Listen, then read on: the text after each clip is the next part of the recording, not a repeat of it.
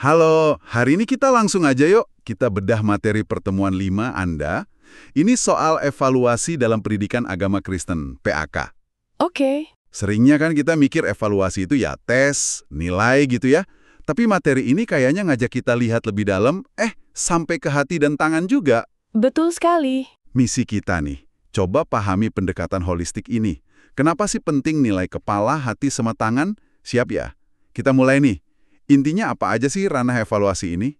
Intinya, materi Anda itu menyoroti 3 area utama. Ada kognitif, terus afektif, sama psikomotorik. Kognitif, afektif, psikomotorik. Oke. Kuncinya itu diintegrasi, di keterpaduan ketiganya. Karena dalam PAK itu kan, tujuannya iman yang bertumbuh utuh. Nggak cukup cuma tahu di kepala aja. Nggak cukup cuma tahu. Keduanya itu kelihatan dalam tindakan nyata, tangan kita. Gitu loh. Oke. Kepala, hati, tangan. Bisa dirinci dikit nggak? Mulai dari kognitif deh, si kepala ini. Di materi Anda kan disebut ini soal pengetahuan, pemahaman gitu ya. Betul. Misalnya, bisa jelasin makna Paskah, atau pahamlah konsep dosa dan keselamatan. Indikatornya bisa kayak, ya sekedar penjelaskan arti perjamuan kudus gitu. Iya benar, itu ranah kepala. Lalu ada ranah afektif. Nah, ini hati. Ini nyentuh yang lebih dalam. Lebih dalam gimana tuh? Ya, soal sikap, nilai-nilai yang kita pegang, emosi, keyakinan. Jadi, gimana pengetahuan tadi itu mulai ngebentuk perasaan kita, pandangan kita. Contohnya gimana tuh yang afektif? Contohnya, mungkin jadi lebih bisa menghargai temen yang beda keyakinan, gitu. Atau ada kemauan buat maafin orang pas ada masalah. Salah satu indikator yang disebut di materi Anda itu munculnya dorongan dari dalam. Misalnya, jadi pengen terlibat di kegiatan sosial. Itu kan dari hati ya. Oke, ngerti. Nah, yang ketiga, psikomotorik. Tangan ini berarti ya? Iya, tangan. Ini soal tindakan nyata. Gimana iman sama pengetahuan itu diwujudkan. Jadi keterampilan yang kelihatan gitu. Kelihatan, maksudnya? Ya kayak berani mimpin doa di kelompok kecil. Atau inisiatif bikin acara pelayanan.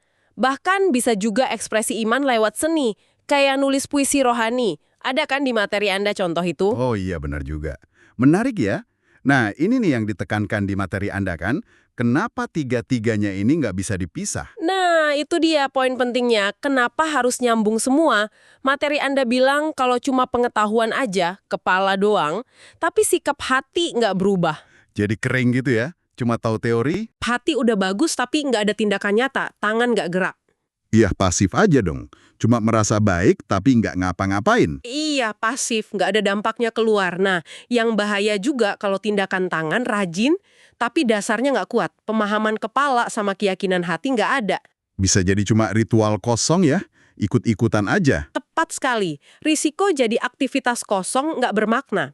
Jadi tujuannya itu benar-benar melampaui sekedar lulus ujian. Ini soal transformasi diri yang utuh. Wah, ini dalam banget sih. Berarti kalau kita atau pendidik ya, cuma fokus nilai ujian tertulis pengetahuan aja, Kita kehilangan gambaran besarnya. iya, kehilangan gambaran besarnya. Contoh soal kasih Kristus di materi Anda itu jelas banget ya. Iya, itu contoh bagus. Kognitifnya, si kepala, siswa paham apa itu kasih agape, kasih yang tanpa pamrih itu. Terus, afektifnya, hati, sikapnya berubah. Misalnya, jadi lebih gampang maafin teman kalau ada konflik. Ada perubahan internal. Iya. Terus, psikomotoriknya, tangan, ya dia nggak diam aja.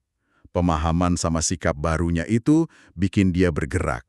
Ikut proyek pelayanan kasih misalnya, bikin aksi nyata. Nah, itu dia integrasinya. Ini nyadarin kita banget ya kalau hasil belajar yang diharapkan tuh, wah luas banget, multidimensional. Tepat.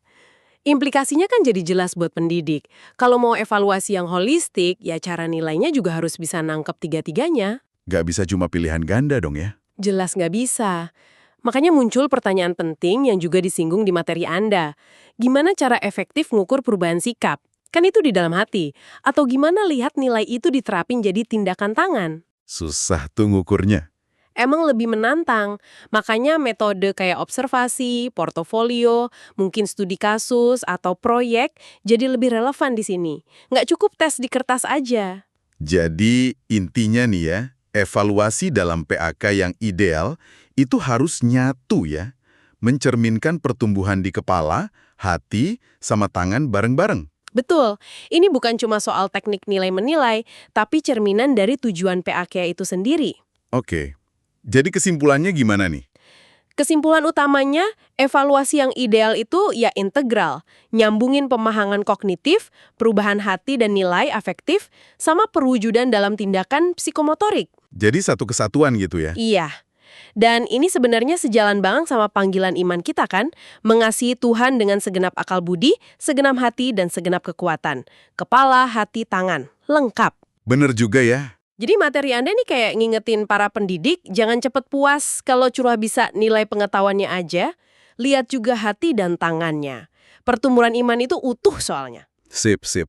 Nah, sebagai penutup nih, mungkin ada satu pemikiran buat Anda yang lagi dengerin. Silakan. Di luar konteks kelas atau pendidikan formal ini ya, coba deh kita renungin sendiri. Seberapa sering sih kita sadar nyambungin 3 hal ini di hidup kita sehari-hari? Menarik itu.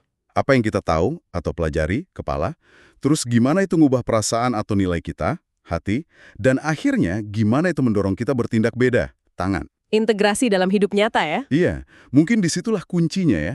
Gimana pengetahuan itu nggak cuma jadi informasi, tapi jadi hikmat yang hidup, yang benar-benar bawa dampak. Oke deh, sampai jumpa di pembahasan kita selanjutnya.